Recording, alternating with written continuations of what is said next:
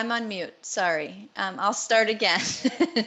Welcome and thank you for joining us on Veterans Day for this virtual gathering and second roundtable as part of the Bugs and Beasts Before the Law colloquium, where we ask the question, what documents constrain, narrate, or liberate subjecthood? My name's Nina Bazichnik and I'm a curator at the Henry Art Gallery at the University of Washington in Seattle. Together with my colleagues, Mita Mahato, Associate Curator of Public and Youth Programs, and Carolyn Pineda-Turnovsky, Associate Professor of American Ethnic Studies, we organize this colloquium as a space to imagine and explore possibilities for survival and liberation for those whose protections are limited or whose personhood is compromised, oppressed, or threatened within socio-legal systems. I put a link to the colloquium website in the chat.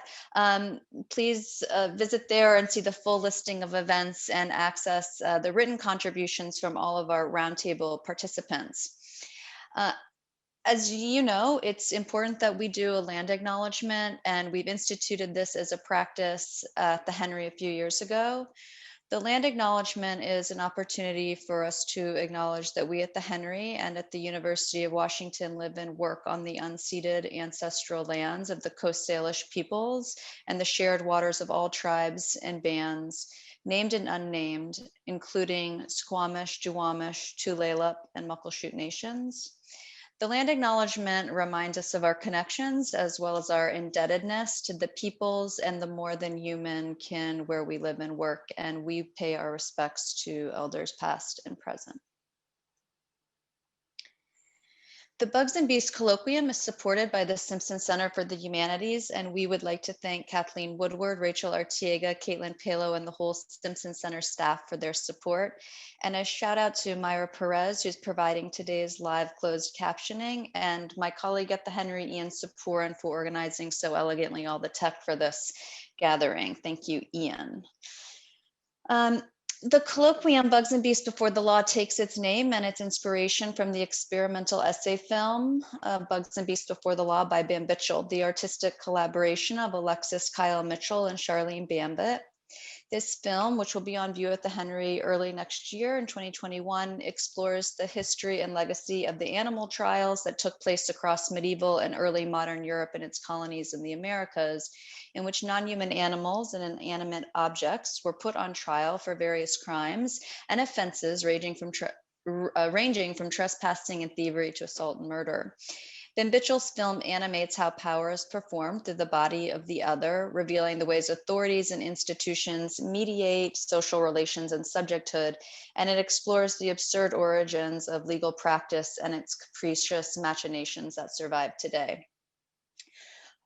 We're happy that Alexis and Charlene are here with us today as attendees for the roundtable. And if you have any questions for them or any of our panelists, please put them in the chat at any time throughout the program. We won't have a formal Q&A today, and the panelists will do their best to address your queries as we go. In addition to their exhibition at the Henry, please keep an eye out for Bam Bitchell's performance lecture that's related to their research on the animal trials, which will be scheduled in 2021 as well. So I'd like to now introduce our panelists, and in the interest of time, I'm going to keep this brief. Please visit, again, that link to the colloquium website for participants' full bios. Today's conversation is moderated by Dr. Nicole Fleetwood. Dr. Fleetwood is a writer, curator, and professor of American Studies and Art History at Rutgers University in New Brunswick. Her books are Marking Time, Art in the Age of Mass Incarceration, published in 2020, On Racial Icons, Blackness and the Public Imagination, published in 2015, and Troubling Vision, Performance, Visuality, and Blackness, published in 2011. On view at MoMA PS1 now through early April is Dr. Fleetwood's current curatorial project, Marking Time, Art in the Age of Mass Incarceration. This groundbreaking show and its related publication explored the work of artists within US prisons and the centrality of incarceration to contemporary art and culture. Dr. Fleetwood is joined today by members of our University of Washington community, colloquium co-organizer, Dr. Carolyn Pinedo-Turnovsky, Associate Professor of American Ethnic Studies, Dr. Dan Berger, Associate Professor of Comparative Ethnic Studies, Dan Paz, a multidisciplinary artist who teaches in the Comparative History of Ideas program and in the School of Art, Art History, and Design, and Alec Fisher, a graduate student in the Department of English. So please join me in a virtual applause as I hand it over to our panelist. Hi, good afternoon. Thank you to the Henry Art Gallery for organizing this, and I'm really excited to be in conversation with Dan and Carolyn and Alec. I'm going to start off. We all wrote response papers. I hope everyone had an opportunity to read them. Mita and Nina, were they posted for people, for the audience? Okay, great. Okay. And so I'm just going to start off by, I'm going to share some images with you and talk a little bit about my response paper, which really is thinking about my ongoing project on art and incarceration in relationship with the film. I was able to preview the film, and it was like really inspired by what was covered in the film. And so it got me thinking about two artists in particular. And I haven't labeled these images. I put them together just for the purpose of our discussion. But the first set of images are by a formerly incarcerated artist named Russell Craig. And then the second set is by a formerly incarcerated artist, Ojuri Lutalo. And I'll tell you when we get to Ojuri's. But Russell, I think what struck me about the film and the work he's been doing is his use of what I call penal matter, or like state documents. Like, for example, this self-portrait here is 10 feet by 8 feet, and it's a work that he completed while on parole. And he said for him it was important that he was like, still on paper. And it also was like this project where he went around to various carceral facilities in the city of Philadelphia, which is an incredibly hyper-incarcerated place, and amassed what I call his carceral biography. So these are all these documents over the course of many years that from foster care to like juvenile detention homes to state prisons that tethered him to carcerality. And he uses that as the backdrop for this this kind of self-making that he calls self-portrait. He completed in 2016. And he was known for, he actually developed his portrait skills while he was in prison. And since being released, he's been working with blood and thinking about like Rorschach tests and really thinking about the relationship between anti-Blackness, animality, and warehousing and slaughter. And so these are a series called Eval that he's done on canvas using cow blood that he's collected from slaughterhouses and butcher shops around the city of Philadelphia. And he's created these experimental portraits inside. And these are all portraits of victims of police violence. So Philando Castile is just like just this ongoing kind of documentation of anti-Black violence through this experimentation. And he talks about even working with the blood and how the blood is alive and it moves as he's putting it onto canvas. This is a self-portrait he created that's in the PS1 show that you'll see incorporates also this kind of Rorschach series in blood. And also he's using disassembled leather bags, again, tethering the Black body to normative ideas of animality. And then these are Ojuri Lutalo's work that's also like thinking about blood and bloodletting and brutality in prisons. And it's him documenting this experience that he calls of no-touch torture, where he was locked into a cell that was covered in blood for 6 hours, and he's not sure if it was like where the blood came from. But he talks about it as this kind of like this, form of violence that was also a kind of radical reorientation of a sensory experience. So I just wanted to I think there we go. And I can stop there. So I want to make sure that I don't talk too much and that everyone gets a chance to share what their responses, summarize their responses before we go into a discussion. So I have Dan Paz, then Berger, Alec, and then Carolyn. Okay. Nicole, it was so wonderful just to hear you talk about that show. I will say, I look forward to hearing more about it. I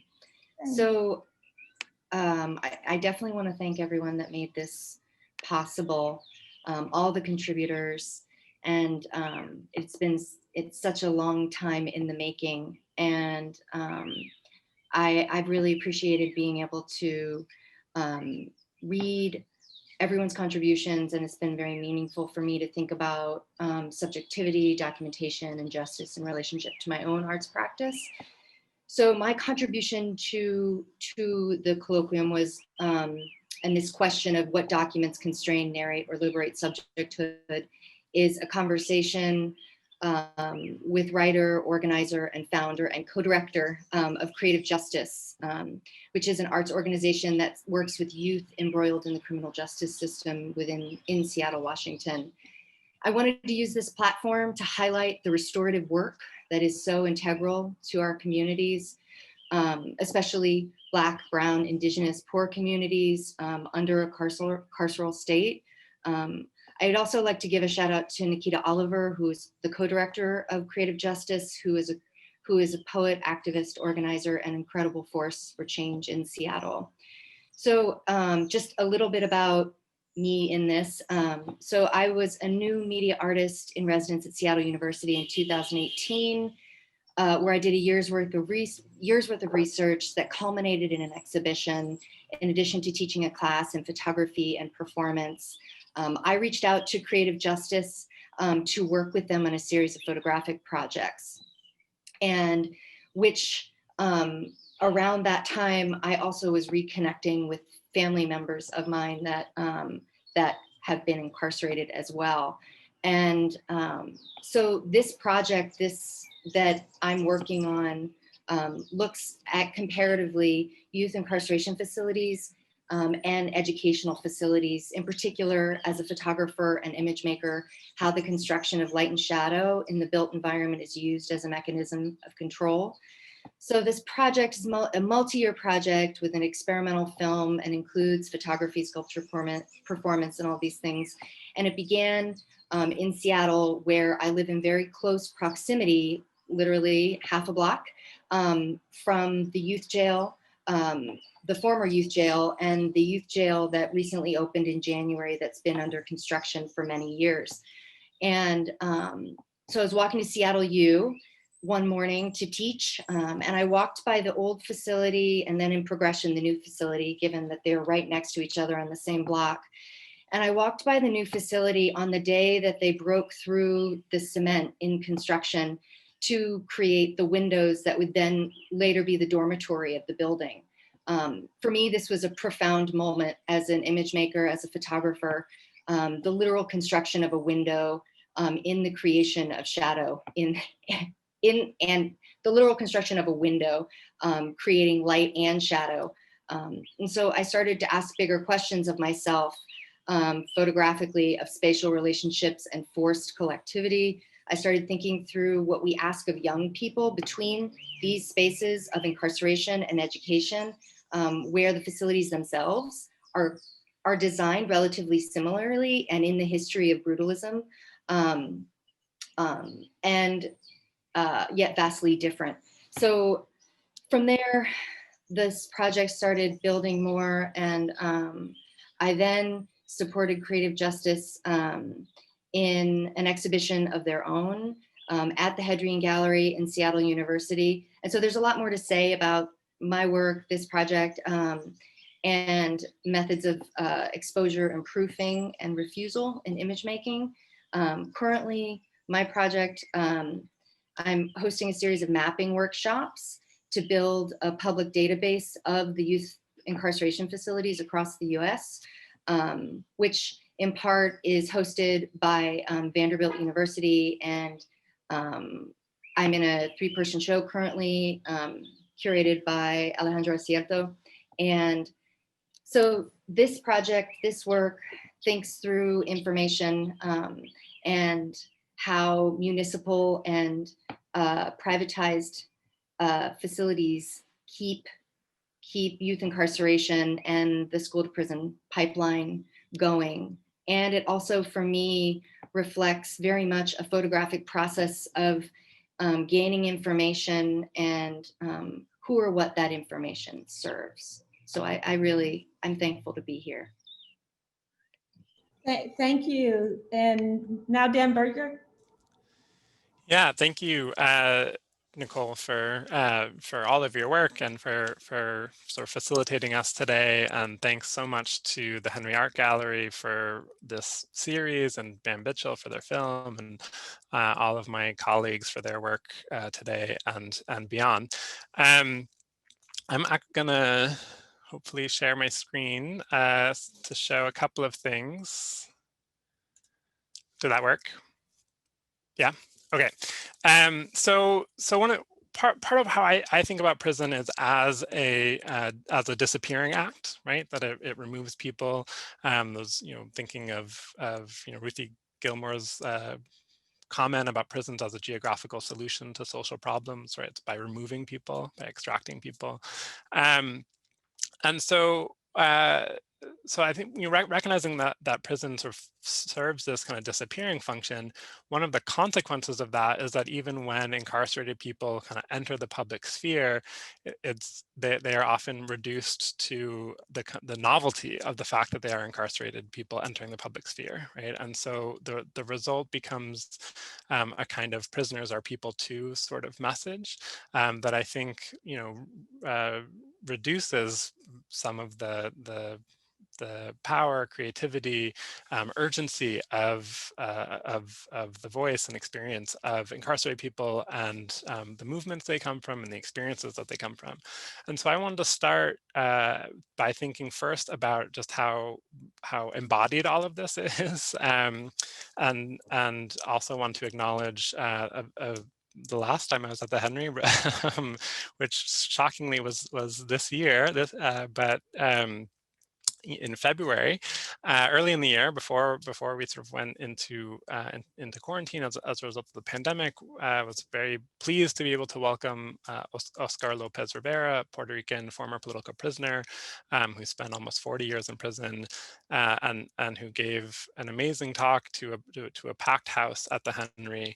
And I think part of why the house was so packed is that Oscar was and is a symbol of the Puerto Rican people, right? And his incarceration as a result of his work in the Puerto Rican independence movement, the artwork that he did while he was incarcerated, the organizing that he's done since he got out, are all part of that, right? And I think they help speak to this sort of embodied sense of joy and pain and urgency that sort of suggests the full range of subjectivity, right? That I think incarcerated people have as much as everyone else.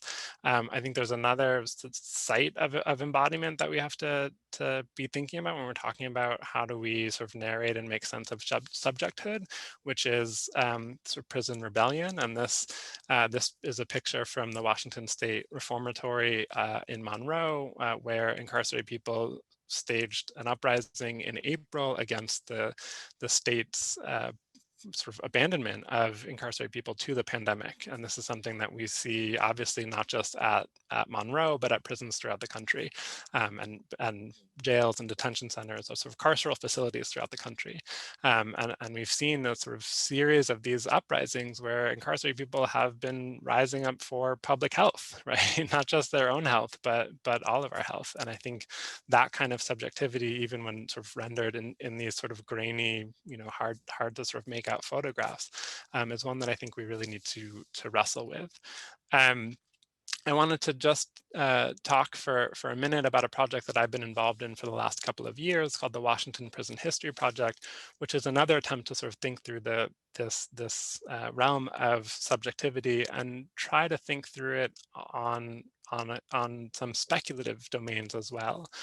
So this was a project that began with the donation of several trunks of material. You see here from Ed Mead, who's a formerly incarcerated activist who spent almost 20 years in prison in Washington. And his files reveal this a wide range of what I'm calling this speculative archive. So here are some of the newspapers that Ed helped start, but that were very collective projects, and the names sort of bespeak the different eras of their creation.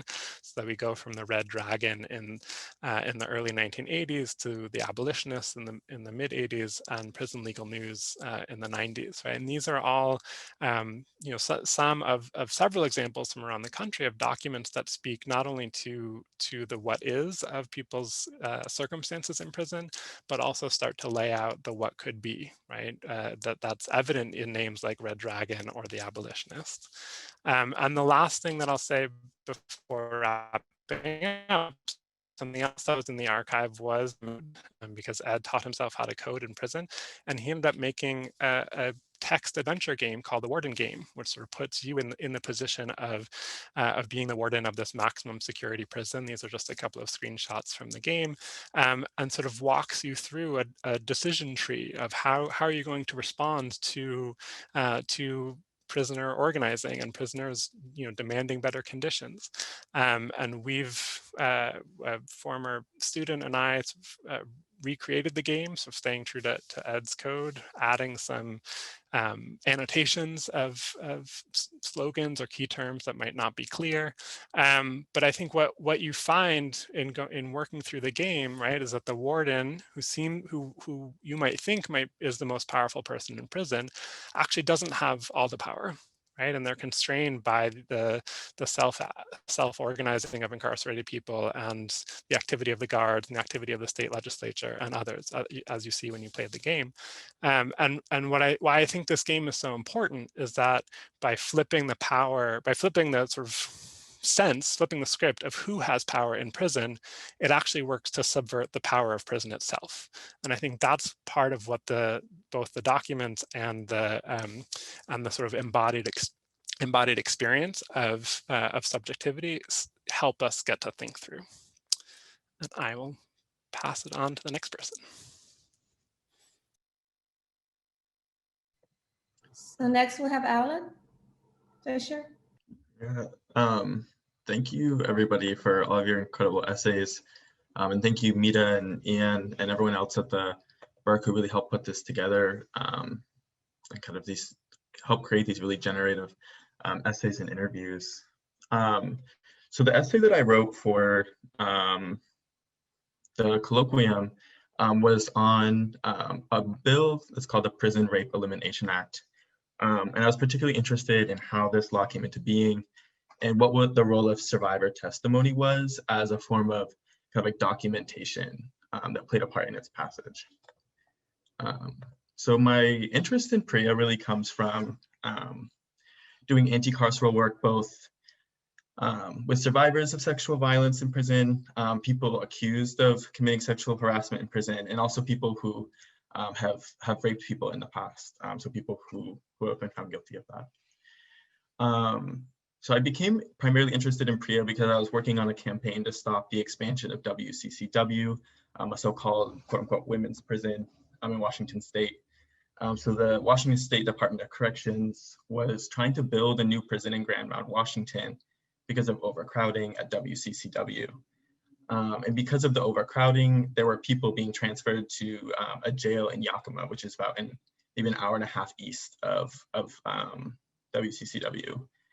And conditions typically at jails are much more, I would say, dangerous and violent than sometimes at different types of facilities, because they can be so transitional that there's so much less accountability at these facilities. So there was one of the reasons that kind of this crisis situation initiated, because there was so much sexual assault and so much violence against people who were being transferred here. And that, part of the organizing that we were doing to stop this prison expansion was working with people who were survivors of sexual violence at Yakima Jail to think about how they wanted to use representational agency, survivor testimony as a way to basically kind of advocate for stopping these transfers. And this was especially important, I think, to the people who had been transferred, because Washington State DOC was trying to use these instances of sexual violence as a reason to say, we need this new facility because this violence is happening at these kind of temporary facilities. Like, we can't have the temporary facility anymore. We need the actual permanent location. I think people wanted to use their kind of representational agency, their testimony as a way to say, no, like, let's, we need to release people. That is the solution to sexual violence in prison. And then I guess another situation where this came up, which I think complicated this for me, because I think originally we were thinking about PREA as maybe a pathway of legal redress in this situation. And so then I started working with a group of trans women who were, I think people on this call were also part of this really important organizing as well, like Caleb Knapp and other people who might be on here, who were engaging in naked protests at WSR, which Dan previously talked about, after being accused of sexual harassment for having like any part of their breast visible. And that, they were really being targeted underneath this bill. And so it's really a kind of a complicated situation about like, how do you represent yourself to the law, and how do you take account for the law's capacity for reactive violence? So in my essay, I'll quickly kind of summarize it.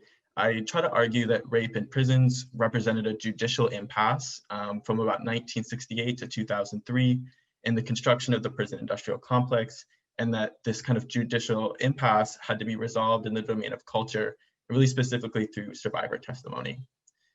So in the essay, I try to track three really important court cases that led up to the passage of PREA. So the first one is People versus Noble, where basically someone had escaped from prison after under threat of sexual assault, and basically the court said that they were still liable to be punished for escaping, because basically the court said if we just give into this, basically everyone will say that they were going to be sexually assaulted when they escape, and that there'll just be a rash of escapes, and that the answer is actually prison reform. Then in the next case, People versus Lover Camp, a California appellate court basically says actually escape is justified. And that's when the kind of crisis initiates around the early 1970s, because now sexual violence becomes basically an Eighth Amendment challenge to carceral sovereignty.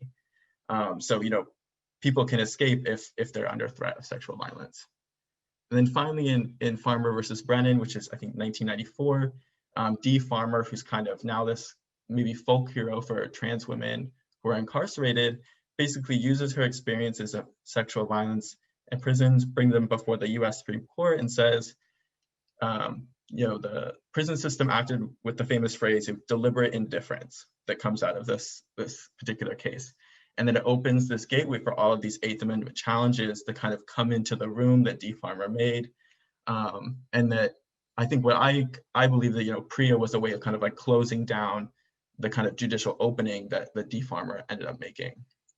So in my kind of essay, I talk about how prison autobiography was a way of kind of norming what could be considered cruel and unusual violence. And so testimony becomes a domain where the difference between normative and exceptional violence can be worked out. And that testimony kind of smooths the contradiction created by gender segregated and racialized imprisonment. And during this period, there are like really deep and outspoken ideological differences between people like Angela Davis and people like T.J. Parcell, who are really on different sides of this reform abolition debate that's kind of already emerging during the middle of the latter half of the 20th century. I guess in the interest of time, we'll kind of wrap up a little bit, but in 2003, the organization Stop Prison Rape, which was created by survivors, ends up being successfully pushing PREA into law. And basically, PREA is an omnibus bill that really does exactly what the title suggests. It creates standards for collecting information on prison rape, for standardizing its prevention and punishment and kind of its surveillance. And PREA has become this way of targeting queer and trans people on the inside by kind of like policing their bodies and using it as a way to basically enact counter-violence against them. And that, the carceral state is only creating safety for people on the inside through reproducing violence. And so I kind of end my essay by suggesting that maybe PREA hasn't solved the crisis created by Eighth Amendment challenges, but has actually just suspended them within a security state in order to prevent accusations of quote unquote deliberate indifference. Thank you, Alec. And now we'll hear from Carolyn Pineda-Turnovsky. Hi, everyone. Thanks very much. Can everyone hear me? Great. So just before I start, just again, a quick thank you to Mita and Nina and the artists, Ben Bitchell, for, I think, gifting us with this forceful film that's inspired such compelling conversations, and an added personal note of gratitude on my part, I think, to Nina and Mita for being so generous in bringing me onto this team. I've played a small part in the organization of this event, so I thank all of you and them very much. So the voices that I wish to bring into this conversation are those from immigrant communities, and specifically those whom we label undocumented, who also inhabit carceral spaces much in the same ways that we've been hearing from the panelists already. For some time now, but especially so in these last 4 years, we've witnessed, and for some even overlooked, the collaborative workings of immigration and criminal systems of laws and procedures. And the outcomes are what sociologists Cecilia Menjivar and Lecia Abrego name as legal violence, that points to the harms and social suffering that immigrants experience in daily life.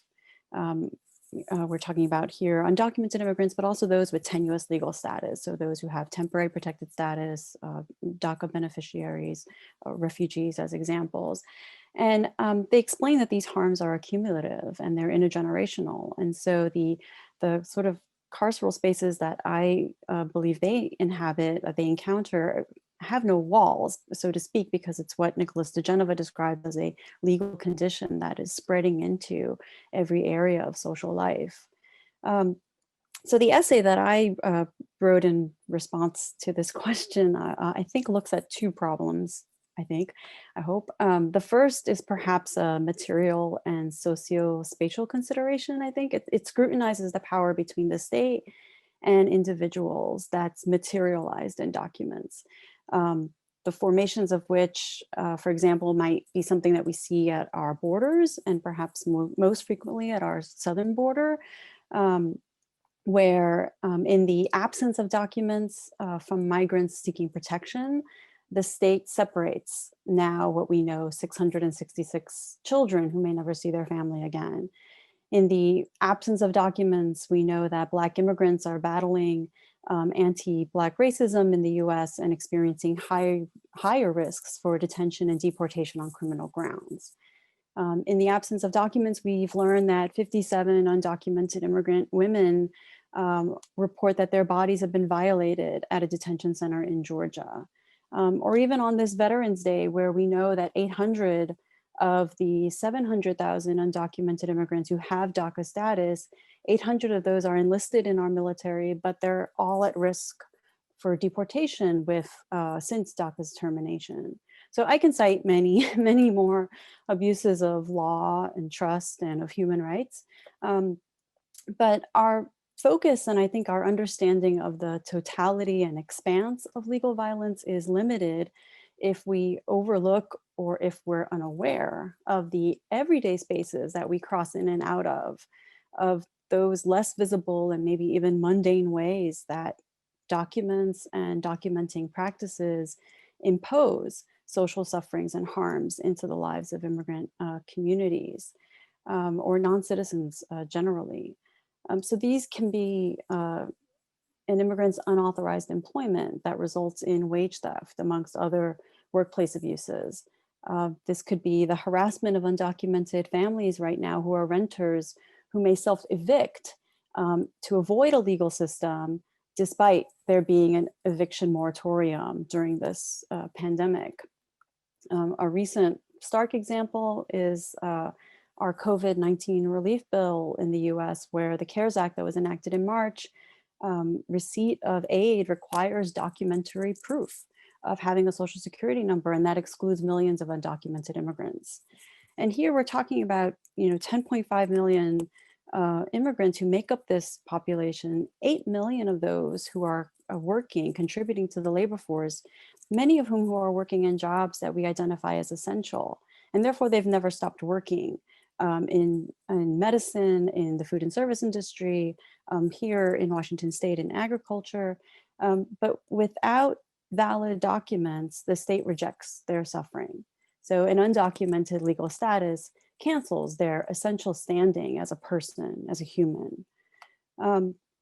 So in the essay, I sort of, I think also try to address a second problem of how we're documenting, but how we're documenting presence. And so here is where I shift from documenting by the state that erases the person to documenting by immigrants themselves to claim, if not reclaim, personhood. So as an identity label or category, undocumented is inhumane, but it's also imprecise. And this was abundantly clear to me in my own field research when I was seeing the tangible documentary records that undocumented migrants create about their active lives. And these can be formalized as educational degrees. These can be alternative documents that they make up themselves, like self-recorded work histories and notebooks.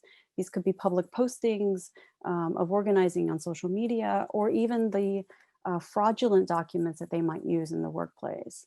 And I think these documents and documenting practices can empower undocumented migrants. I think the attempt here, the endeavor that I'm engaging is in centering immigrants' voices, in narrating their presence on their own terms, I think can help us counter the state's ability to fully erase, but also its capacity to wholly determine how and what we document, its power to wholly have control. And I think it also allows us an opportunity to collaborate with immigrants to richly recognize their active presence as parents, as children, as artists, as local leaders. And I believe that shift, as many of you have already described in your own works, that shift in power relations that can be found in those daily moments of documenting, I think can help us reimagine a different world of documentation and perhaps even, in this case, identification as citizens. So I'll stop there. Thank you. Those are all, really fantastic and generative. One of the questions, a question I want to start with, and I have several things I want to talk about, but for Dan Berger, I've heard you talk, or I've seen you write in the past about the importance of non-incarcerated people learning from the type of you talk about these, you use the phrase self-organizing and the type of activism that takes place among imprisoned people. I mean, as almost like a pedagogy of learning how to resist authoritarianism and all kinds of systems of like state repression. Alec, I also got a sense of that in terms of like the way that you said, like testimonial, the kind of the way that victims of violence in prison kind of use their own testimony to advocate for a certain kind of policy changes. So I'm just wondering, I would like to hear maybe, anyone who wants to respond. I think one of the things that I'm interested in is, ways of rethinking about imprisoned people that's not about kind of like a resource poor framework, right? That like somehow we have to like educate and bring, certain knowledge practices into prisons instead of thinking about the kind of incredible knowledge production and strategies of survival that emerge. And, Carolyn, thank you for even reorienting how people think about documentation and the way that people self-document and whether and how that gets recognized or not recognized. So I'm just wondering if maybe we can start by thinking more about like critical pedagogies that take place in sites of punitive captivity and places where disappearance or, structures of invisibility, obscure ways that people are surviving and resisting state repression. Yeah, thanks for that, Nicole. Very robust and a lot to think through there. And I think, you know, I'm tempted just to say I agree, right? But I think you know, Carolyn's point about documentation is really important for a lot of reasons. To obviously expand our sense of the carceral, right, and the forms of state violence. I think there's also a way that that documentation sort of lifts up even who among sort of incarcerated dissidents gets attention, right? So, you know, a lot of my work is very historical. I've written a lot about George Jackson, who, you know, whose work is still taught and highly relevant and engaging. But in researching Jackson, to me, what was so striking was how much he was part of a collective, right? And so the skills and insights that he gets credit for were skills and insights that came exactly through the pedagogy of prison, right? Through different collectivities of people trying to figure out how to respond to their situation in a way that, you know, transcended their situation, right? That fought, you know, not only fought for better conditions, but that self-consciously placed themselves within a global radical tradition. And I think there's a way that attention can be narrowed to Jackson as the published author in ways that obscure that critical pedagogy was a collective enterprise, right, and was a sort of collective undertaking.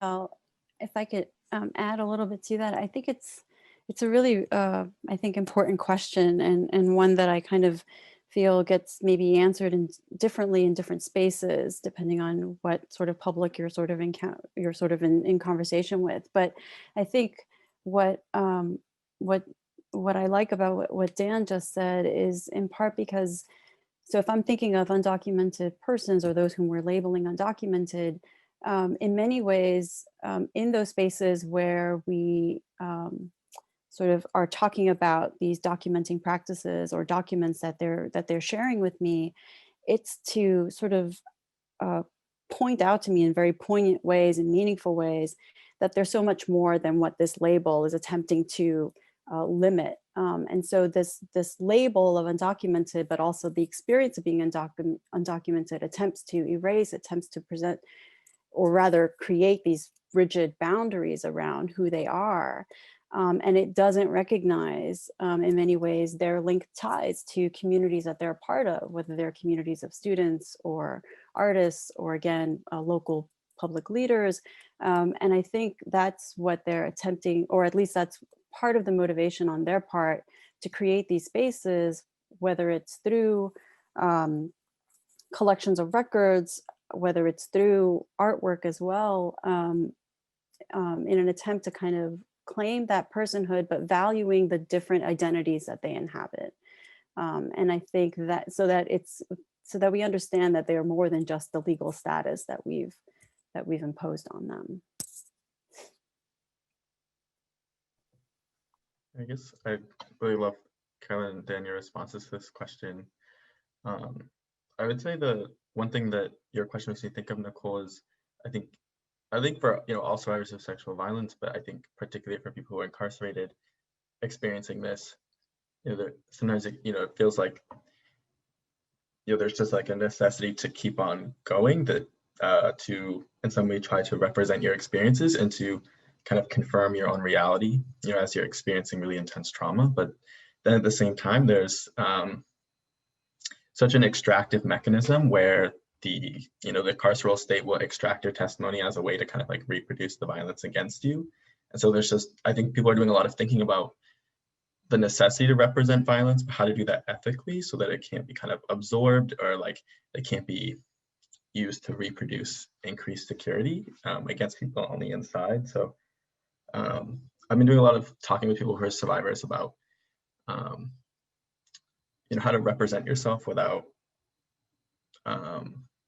priming conditions for like pornotroping or other kind of you know, affective modes of extraction. Thank you all for that. And Dan Paz, I wanted to hear more about the work that you're doing, or you were doing with Creative Justice and some other collaborations. And I wanted us to just take a moment to think about, this is something I write extensively about in Marking Time, is what it means to collaborate with unfree people, people who have the legal status of unfree, and like, what does consent, what is, and this, Alec, you might have some things to say about consent also. Just the notion of consent, in when we're, it seems like it butts up against systems of carcerality, or there's a contradiction there, or there's some tension there, and and I say, and I don't know if I always agree with this, but I mean, I do say that I think there is on the legal framework that, like, when you're legally unfree, then you can't legally consent. So what does it mean for, radical or reformist or whatever kind of people say that they're doing collaboration with people who hold the status of unfree? Yeah, and I really appreciate how you think through that in the book associated with Marking Time. As an artist working collaboratively for a long time, I've thought about that a lot. And when it comes to my work with Creative Justice, just to sort of track that, I reached out thinking through working with them, and through making photographic projects. And Creative Justice is a really interesting structure. Aaron and Nikita always ask the youth if they want to do it. They work to pay the youth. They work to advocate for the youth. It's always up to the youth. And so we made a series of photographs with them, and I realize that's troubling language, right? But partway through this process, I think this is where I really try and think about photography, and try and think about portraiture, and trying to think about, like, what is being represented. I realized they didn't need to be working with me. They needed to show their own work, and very much tried to support an exhibition of their own work, and in it sort of having participating in these community dinners, and supporting the youth, photographing people in their community that have suffered loss due to incarceration or detention. So I think as long as that system is in place, this idea of entering into the systems, working with young people, adults, is always going to be troubling. And I think that you have an opportunity to ask yourself along the way, like, what are you doing? Who are you working with? I know that as a photographer, as an image maker, I continually try and think through who has power when it comes to image practice, who has the camera. And so for me, it was really important to hand over the camera, and that became part of this work.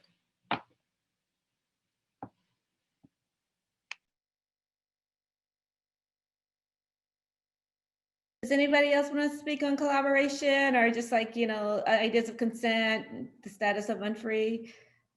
And Carolyn, I'd love to hear what you have to say, that especially in terms of thinking about migrants. I mean, I think this is probably for, I guess, us I'd say as scholars, I think it's a question that we're always, or at least I hope we are, always conscientiously interrogating throughout the process of doing research, and in particular when we're working with persons, when we're working with humans.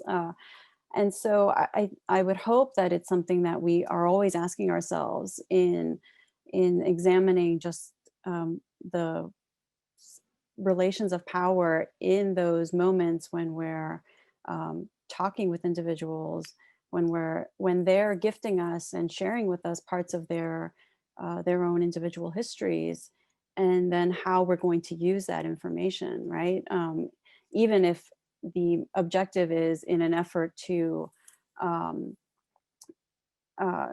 have their experiences be known and be visible to a larger public, even if the objective is to use their life histories as a way of advancing efforts to access more resources or access rights, even if those objectives are well-meaning, I think it's still, it's always, I think, an unsettling, troubling problem that we should always be attentive to.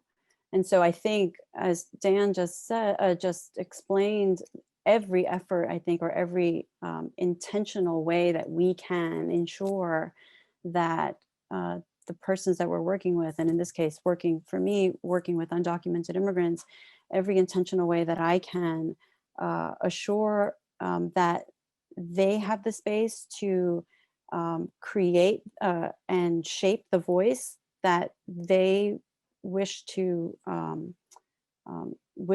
have to be public, and the ways in which they're going to make that voice public in whatever materials that they might use, is how I hope that I'll approach it. I should share that I'm early on in the project of doing the field research, so it is something that I'm constantly having to try to kind of work through right now. But it is, I think, that sort of intentional effort in making sure that it's their voice and it's their choice in every step of that process.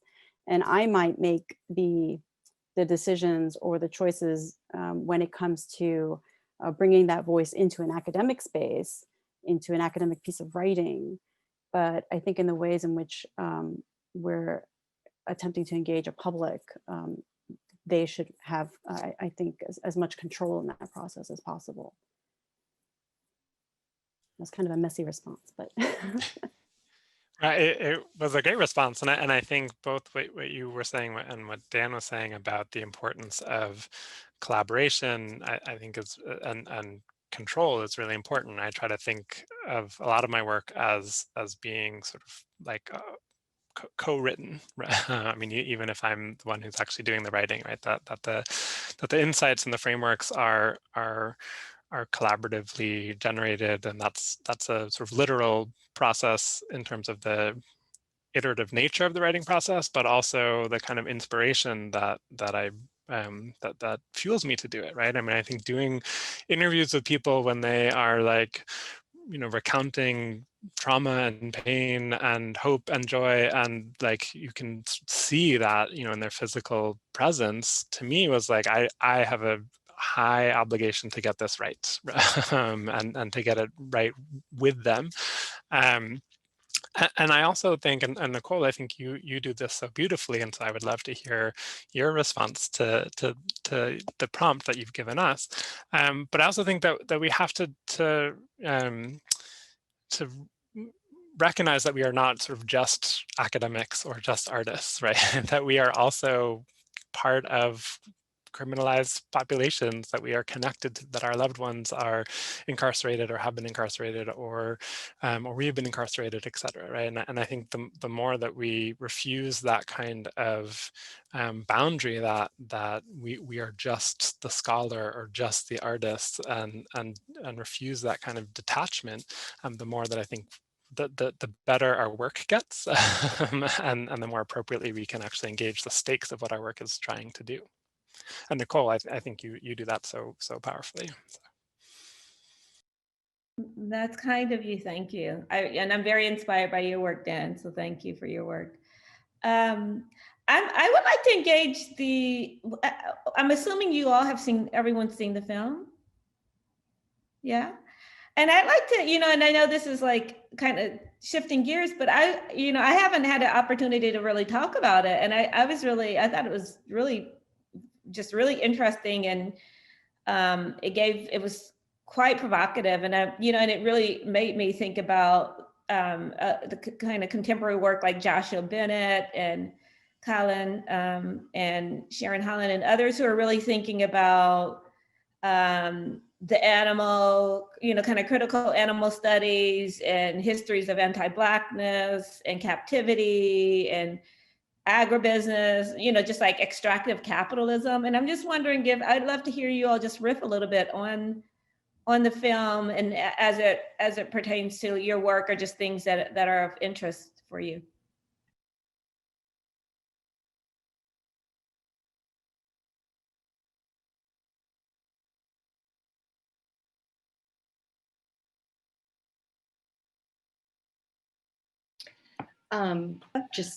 Just to sort of throw this out there and begin. I know I always think about like, what kind of truth are you telling in the work?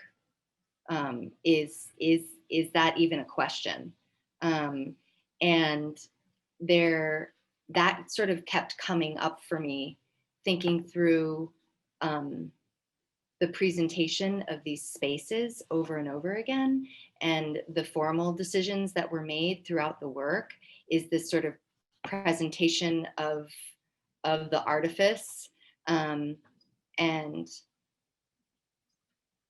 I really appreciated that. And I feel like, sorry. So yeah, that's sort of an initial riff.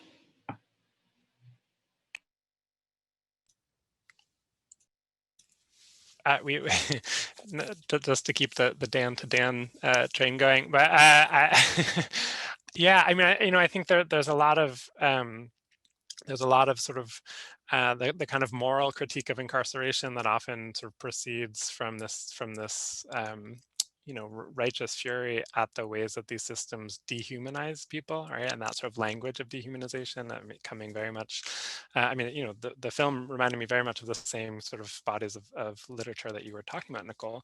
And I think the film sort of productively troubles that idea of dehumanization as the problem, right? Because here we're seeing the animal trials, right? There's a kind of anthropomorphization of animals, and it sort of shifts us, I think, away, or at least one thing I appreciate about it is sort of shifting us away from the sort of dehumanization, which still sort of makes the object that being who has been violated, and instead puts the onus on the law, right? What Colin Diane talks about, the legal rituals, but we could talk about the carceral state, whatever sort of terminology we want to use, but that's actually where the onus is, right? That's where we should be focused.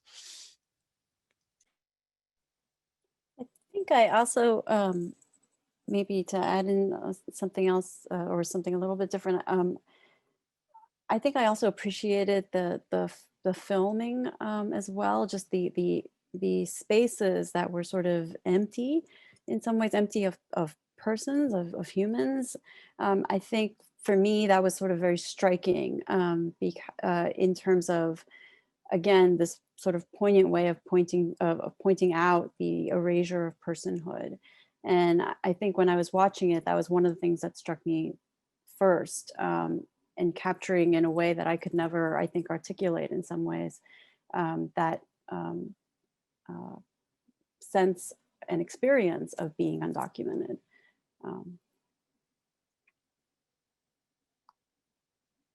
There are two, sorry, did someone else want to talk? Dan, did you want to?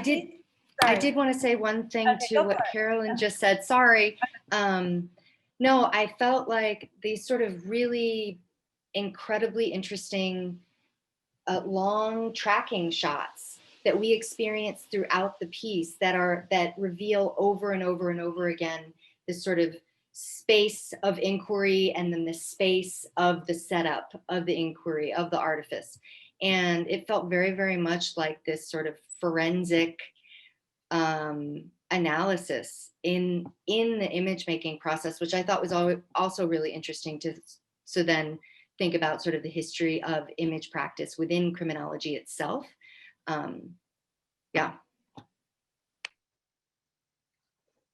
Maybe to riff on something Carolyn said about like kind of like the absence of personhood. I think this responding maybe to my own essay around thinking about my own kind of community organizing, like how much consent and self-possession is necessary for the law in order to justify violence, and how much liberalism requires consent, like you were saying, Nicole, in order to get at conviction. You had to have willfully done it, and how much these concepts just become absurdist when we're thinking about like termites or like Theodan or other kind of like non-human actors that might operate in a relational way to us, but might not operate in a way that you could actually articulate the kind of self-possession of a termite.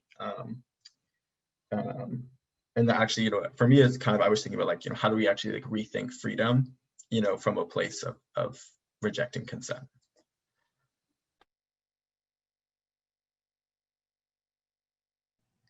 Right, and I think part of even like the laws, the sentencing or whatever, the decision, right, the judgment, really had no relationship to what the purported violation, right? So it was also that kind of juxtaposition or that disconnect between, and I think that it gives us all kinds of space to reflect on, like, even in like the idea of like what does it mean to repair? What is like a kind of transformative justice look like?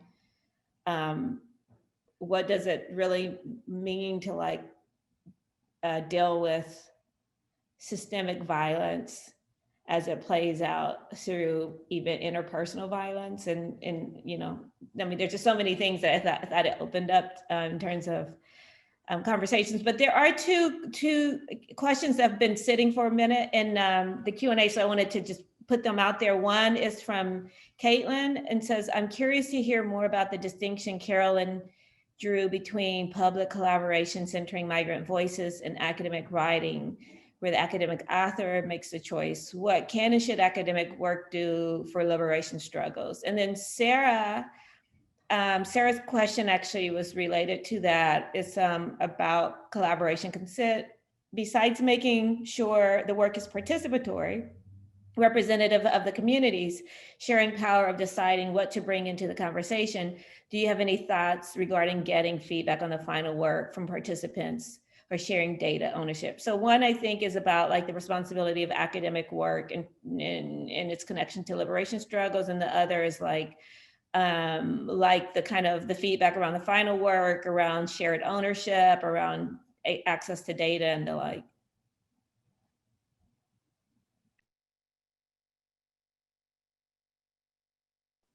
I can start, and I think all of us could certainly speak to both of these rather.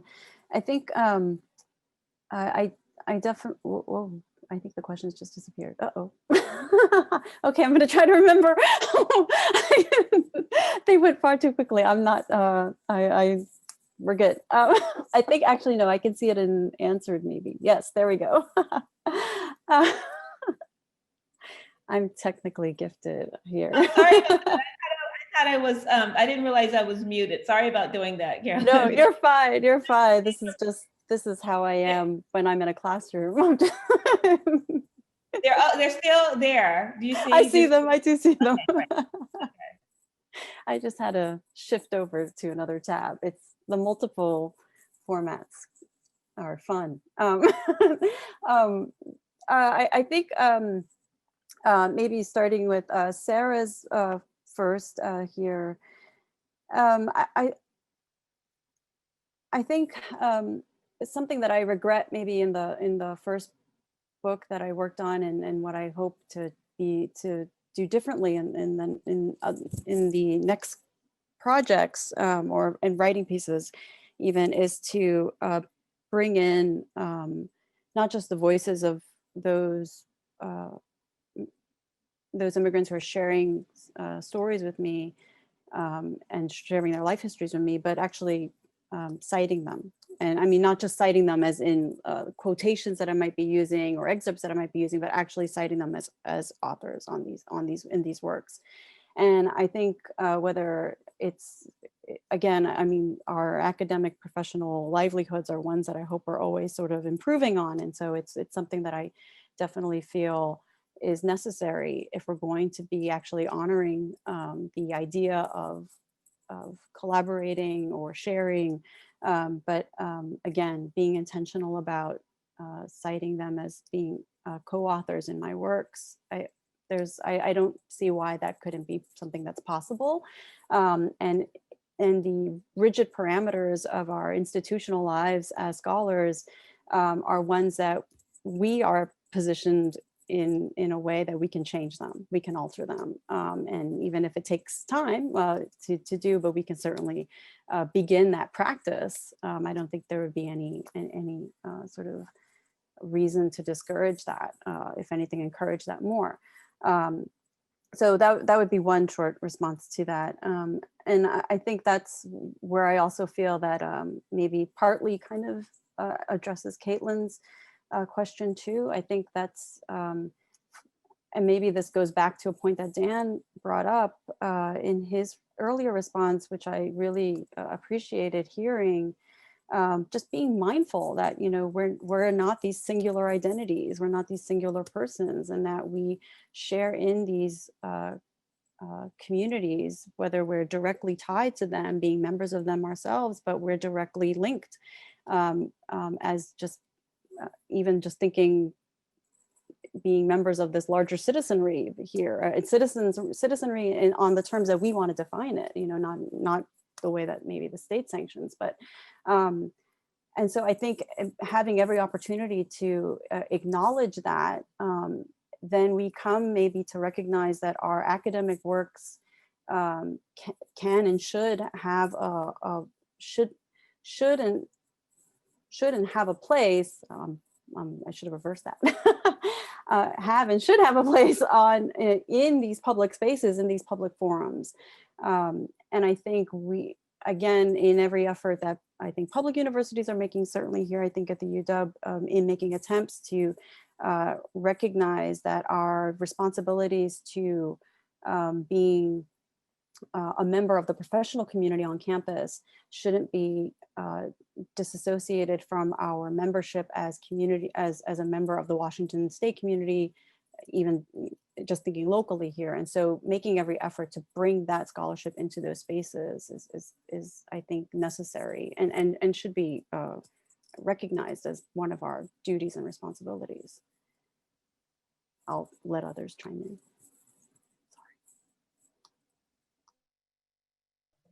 Dan Berger, you've spent a lot of time in like deep dialogue with imprisoned intellectuals, and as you write about it, you've been a student of theirs in many ways, right? So maybe you can talk about some of this.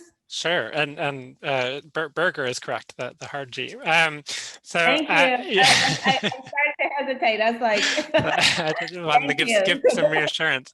Yeah, no, I mean, I think in some ways I would just echo what Carolyn was saying, right? That it's a responsibility not just to like bring the scholarship to the masses, but sort of recognizing that the masses are producing scholarship, right? And I think. Yeah, I mean, certainly in my own biography, like those conversations with imprisoned intellectuals and people like Oscar Lopez, who I talked about earlier. I mean, I was writing with Ojiri Lutalo when I was in college, Nicole, and getting some of those kind of artwork that you shared. You know, I mean, it was those kinds of conversations that actually led me to graduate school, right? Right, and I think those things are sort of deeply in conversation. And I think in response to the questions that have come up, I mean, I think part of it for me is also recognizing that academic work doesn't just live in a university press published monograph, right? And I think forums like this and, you know, the various kinds of multimodal, you know, activist projects and other kinds of reflective and and sort of interdisciplinary and transdisciplinary projects, right? So being a part of those communities in robust ways, right? Creatively, intellectually, and so on. To me is I think the most important way, right? That it's never just academic work, right? That these are not issues that are being, offered up in a sort of professional hierarchy sort of context, right? Even if our job may then mean we're getting evaluated on them. But I mean, for me, it's about writing op-eds and doing this website and doing other things. I think other people have more and better skills and can do can do different things than that, right? But I think it's sort of refusing the limitations of what sort of conventional academic is supposed to be, just like we are always refusing the conventions of what the carceral state is trying to impose on us. I really appreciate that answer as an artist working in academia. And I feel like inside the space of education for me, it's a slippery space between my studio space and the classroom. And that's how I like it. Because you can't rely on the institution to determine things, though they do determine a set of things, right? At least working within education itself. And I was thinking when you were talking, and I think that, and I'm going to get there, but sort of thinking about the history of social practice and sort of social practice as it enters the artistic realm within the early 1990s, it's sort of aesthetics and moral judgments come into play and are pitted against each other as if, well, what is it doing and what does it look like? And, which is totally baloney. And because that would sort of depoliticize aesthetics. And we know that that's not the case. So I think that it's, as we keep sort of saying, it's a continual bridge to make. And there's no set structure to how this looks other than what are you doing? How are you working with others? And I mean, for me, for my practice, I have longstanding collaborations where it becomes about, well, how do you feel in this? How do you feel in this? And sometimes the product isn't an image. Sometimes an image shouldn't be there. And so I think that in the history of photography, in the history of image practice specifically, which is what I can speak to, there's a continual conversation about ownership, which inherently, alongside the criminal justice system, which is a problem. And so I think this conversation around collaboration, consent, whose is it, is just a continual thing that's messy, that if you aren't asking yourself those questions and bridging that space between education and practice, then I don't know. I think then you're doing a disservice to the work and the people involved. Oh. That was great, thank you. Alec, did you want to say something? I'm just going to add really briefly onto it. Can I ask you also, Alec, just, are you a PhD student? I'm sorry. Yeah, I'm a graduate student. Can you just say a little bit more about your work so we're more familiar with what you're doing? Yeah, I think it relates a lot to what my essay is about. I study sexual violence in 20th century prison autobiography. It's kind of like the short synopsis. I don't have anything published, but I would say the essay is maybe a close approximation to the kind of themes and currents that I'm thinking about. I tend to do a lot more community organizing than I do like publishing scholarship right now, but I think like other people are talking about that the kind of contradictions that come out of the community organizing can be a space for thought, maybe within the university. I really love what you said, Dan, about Dan Paz, sorry, about making it a continual conversation. I feel like I'm like thinking about doing a lot of public scholarships right now as a graduate student. And one thing I feel like I'm always kind of running up against is like, this just feels so extractive. Like, I feel like I'm just taking these knowledges and I'm making an intellectual commodity out of them. And then I'm using it to reproduce my career. And then it's like, even if you paid someone, it's like wage exchange is also extractive. Like, why, we're still making commodities out of these things. But I like you said about just continual shared analysis. Like, when you build the analysis around this, at least you can be self-conscious about how this process is happening. Because I know at a lot of prisons in Washington State, there's a lot of ethnographic refusal of the UW because of so many really horrible experiences people have had with people who reside within the UW. And that holistic relationship building is like really seems like the key to kind of thinking around these issues.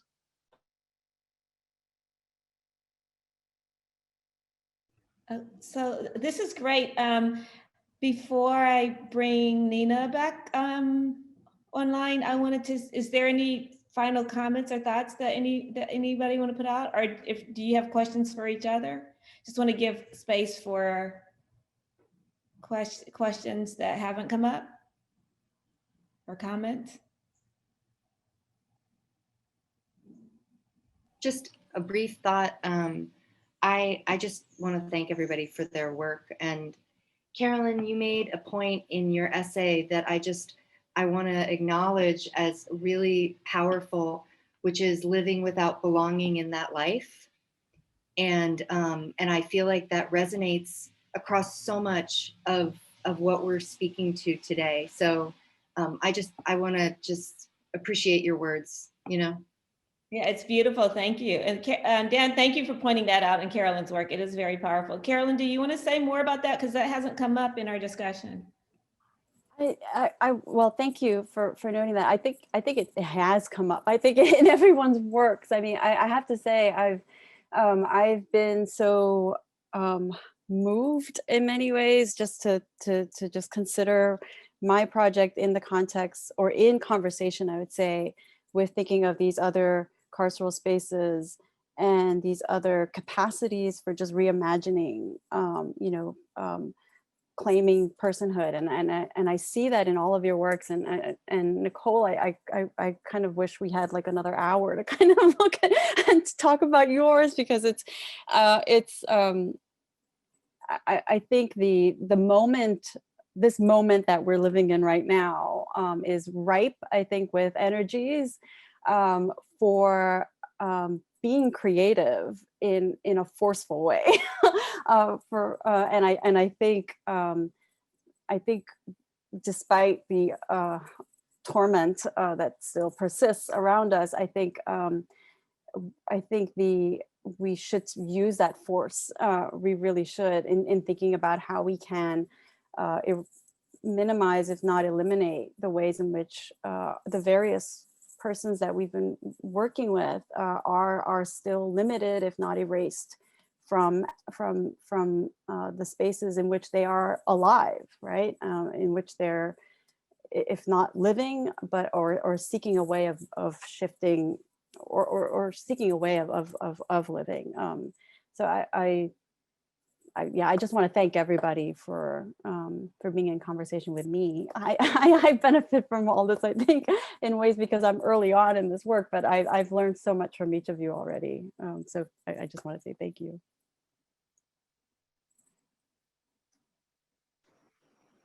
Great. Well, thank you, Carolyn, Nicole, Dan, Alec, and Dan. I think that's a great note to end on. Energies for continued imagining of alternatives to all these repressive systems in the carceral institutions that are reproducing these violences. So again, thank you all. Today's session was recorded, and so it will be available on the symposium or colloquium microsite shortly in the next couple of weeks. Again, that link was in the chat, accessible via the Henry website as well. And you can also see the written contributions that were referenced throughout today. Our third roundtable discussion, you can mark your calendars, will be on December 3rd. Colin Diane will moderate a conversation that addresses the question, what is the human anyway? And you can get the date and time again on the microsite or on the Henry website. So thank you all again. And yeah, carry on with this amazing work that you're all doing. Thank you. so much. Thank you. This is Yeah, great. thank you all. Thank you all. It's great. And thanks to the audience for chiming in. Thank you, everyone. That was great. Thank you. Take good Okay. care, Thank you, everybody. Nicole. Thank you. Bye, thanks. Bye.